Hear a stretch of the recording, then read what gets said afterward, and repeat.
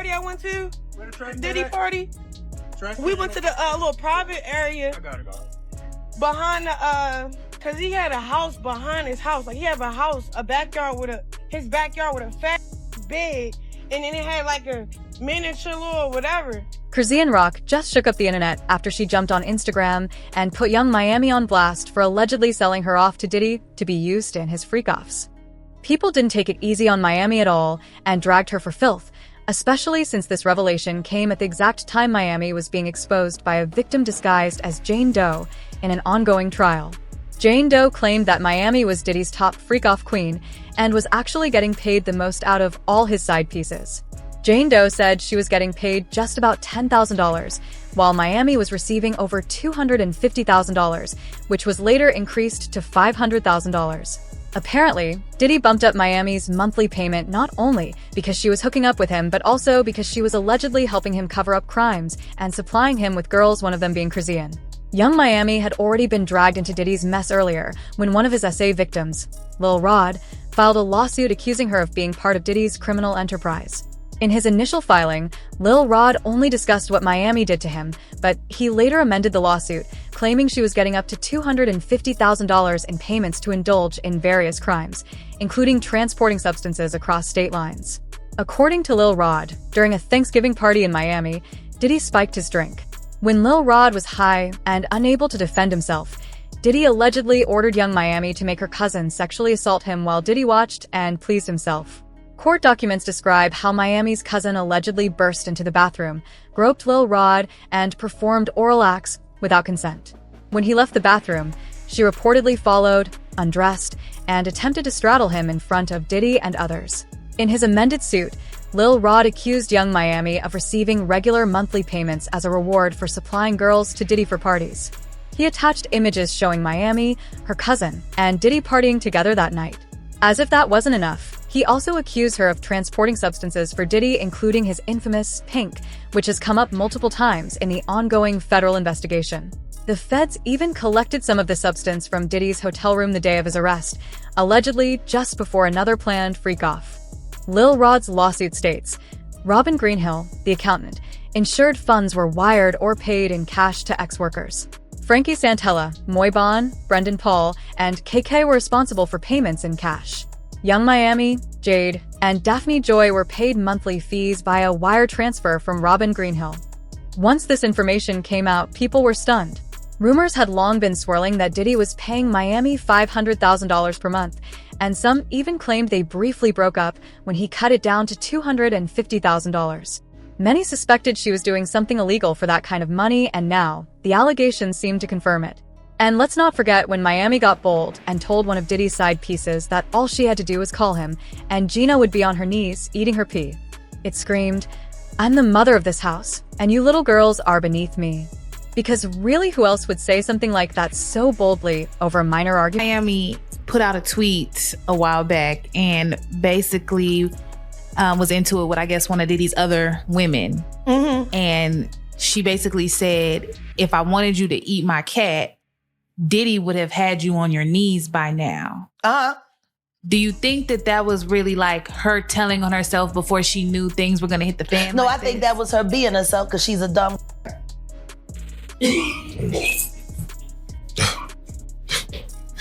Damn. I think she was just telling the truth because almost as rough as Nicki Minaj with females out here. I hear she lace front all the time.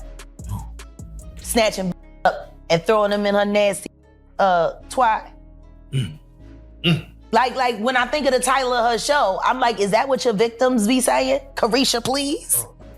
Oh, man. Damn. Okay. Please, Carisha, stop, Carisha, please. She likes that. That turns her on. Wild bitch. And her in the sexy red and the Sukianas and all this the saucy Santanas. The whole fucking lot of them. God, say this. I know a Punisher when I see one. I was a Punisher one time in my life. You know, it takes one to know one. And I used to be hard on But these, they doing I would. Way. Once all this tea started spilling over the internet, Carissa decided to jump in too. She revealed that Young Miami tried to convince Chrisean to be involved with Diddy at Diddy's freak-offs. She said there was a time when Miami started getting really close with Sean and taking her out all the time, but she didn't really know why until Diddy was incriminated.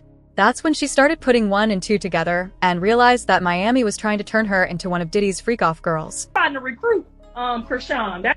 That's what Diddy and what's the girl Carisha was trying to recruit Rock. Remember that when they was heavily trying to get Rock to hang out with them? I think they was trying to recruit her. She got a lot going on. We're gonna talk about it on this podcast. We're gonna get to the nitty gritty of all the gritty of the nitty. Cause it's necessary. I think them was trying to recruit her. Cause remember they just had her pulling up to everything. Thought she about to love her. Mm-hmm. Yeah, remember? See what I'm saying? We don't. This podcast gonna be, cause y'all know the mama know everything and everybody business. So we gonna find out on this podcast. We ain't gonna talk no shit about nobody. We ain't gonna mock nobody, but we definitely gonna explore the possibilities that were going on. Cause they kept calling her. Remember, pull up to the birthday party. Come over here and dance on Carisha. Remember that? I feel like they was trying to recruit that baby to be in on this. That makes you see what I'm saying? That's why I gotta have a podcast, because I gotta get the shit on the table. Can't nobody get it on the table but my nosy. Okay? Tasha K ain't she over there making up shit. I know we gonna get to the bottom of shit on this podcast. Tell me if I'm lying. Go on over there and tell me if I'm lying. I'm telling you, they was trying to recruit that baby. They said, let's get her away from him. Mm-hmm. That's what they was doing. We gonna put a couple pounds of on her and have her fly. They ain't gonna never suspect her. Damn, that would make so much sense. Mm-hmm. That's why he grabbed him and he said, what did he say? He said, do you love her or she needs love? All she needs is love. All she needs is love. Now, how about that? We gonna explore all the possibilities. Initially, people thought Carissa was just trying to clout chase off the situation. But they did their own digging and actually found receipts to back up what she was saying.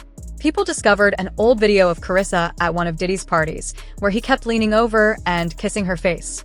Carissa looked really uncomfortable and confused, so she tried to smoothly move back, but he was holding her firmly. As if that wasn't weird enough, there's also another video from January of this year, where Carissa was narrating a story about the time Diddy jacked up the executive producer of Baddies, Lemuel Plummer. She said Diddy invited her and Lemuel to his private room, which was located right behind his main house. Apparently, this was where private things happened what many suspect were his freak-offs.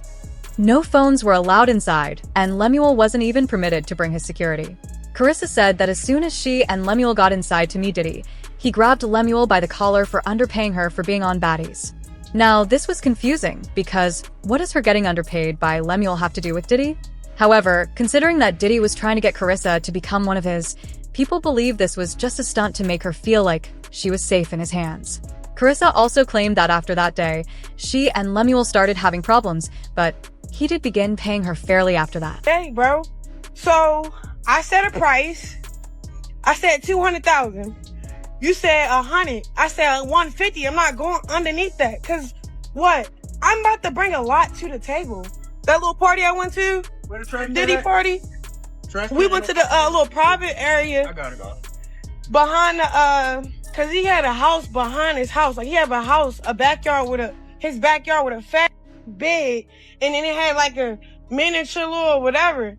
And then me and Lemmy go upstairs. They tell him that he can't bring his security. He went in like a little with no security, so it's just me and Lemmy. We go up in there. Hold on. We go up in there.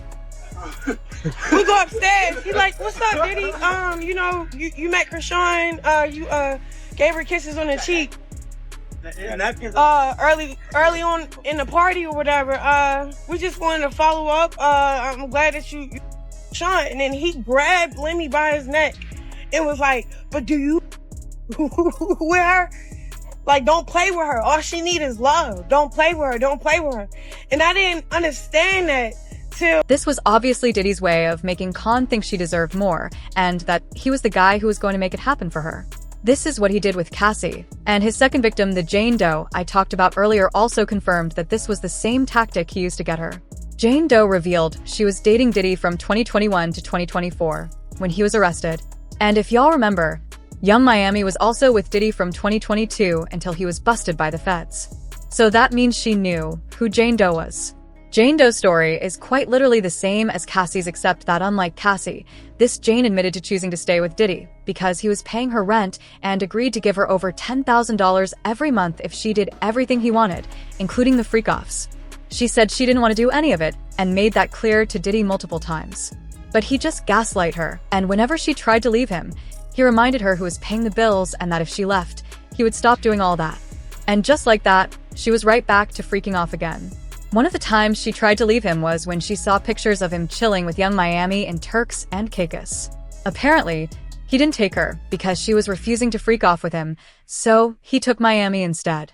This got a lot of folks side-eyeing Miami, because this means she was probably down with the shenanigans and agreed to freak off as long as the money came through. Now, people wouldn't have cared about Miami freaking off with Diddy if she wasn't allegedly trying to get innocent girls like Sean to also join. People weren't here for this, and they dragged her like this person who said recruiting Rock would have been a mistake because Rock wouldn't keep a secret.